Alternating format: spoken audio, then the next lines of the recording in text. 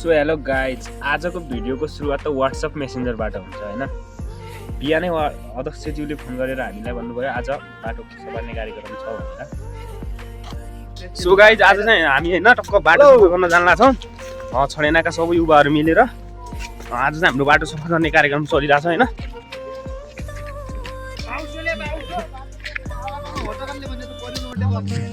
यहाँनिर चाहिँ ढुङ्गो रहेको रहेछ अनि हामीले ढुङ्गो पल्टायौँ।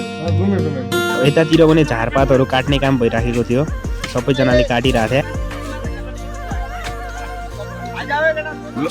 म पनि झार काट्नमा लागि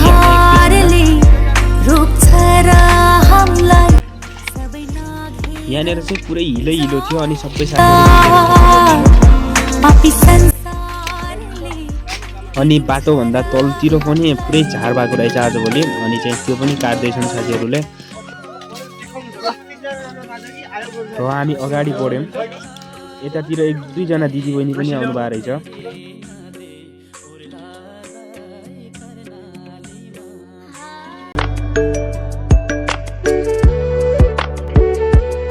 यहाँभन्दा माथि काम गर्न झन्डै 2 घन्टा लागेको थियो।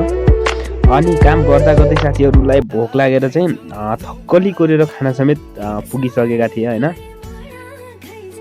यो त हाम्रो यसलाई के भन्दा थक्कली यो खाने। सो हामी एकछिनमा पिपल चौतारीमा पुग्यौँ हैन। सो गाइज, हामी पिपल चौतारीमा पुग्यौँ र चिउरा खाने सल्लाह भयो। अनि दाइले चाहिँ चिउरा ल्याउनु भएको रहेछ अनि चिउरा मिक्स गर्नुभयो। अनि चाहिँ टक्क सबैलाई बाँड्ने काम गर्नुभयो।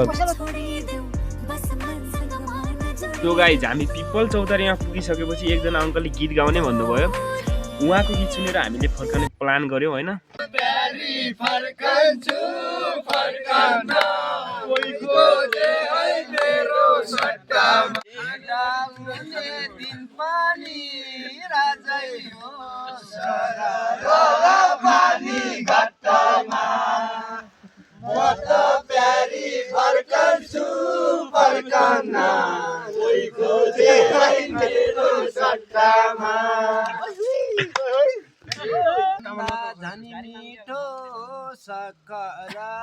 जानी मीठो सक्करा केटो जिरो सजलेको पक्करा सररा पानी घट्टमा म त प्यारी फर्कन्छु फर्कन कोही खोजे है मेरो सट्टामा।